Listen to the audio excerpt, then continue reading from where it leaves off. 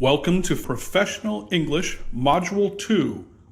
In this module, we will cover the Curriculum Vitae, or CV, by comparing good CVs from bad CVs.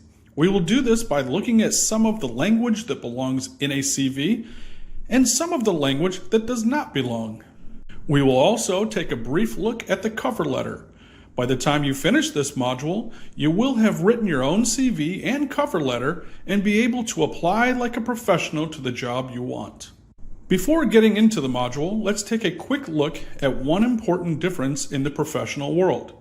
That difference is between a CV and a resume.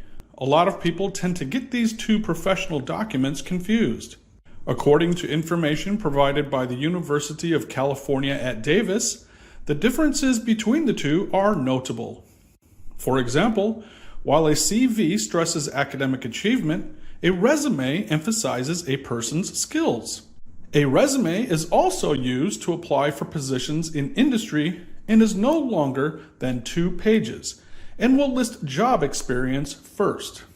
On the other hand, a CV is generally used to apply for positions in academia, and the length depends on the number of achievements the person has. In addition, in the CV, education is listed first and experience is last.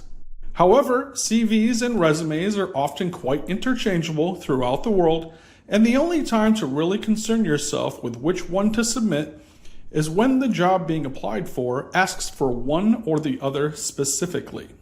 In this module, there are 3 lessons. In the first lesson, you will listen to or watch a conversation between 2 people as they talk about writing CVs and resumes. You will then practice your pronunciation with some key words and phrases and study their meanings. In the second lesson, you will watch a video or listen to a podcast of a human resources professional talking about CVs they have received, and make note of what she says about the elements of a good CV, as well as note some of the things to avoid when writing a CV or resume. In the third lesson, we will take a look at a good CV as an example to follow. We will also look at a bad CV and decide what should be done to it to make it a good CV.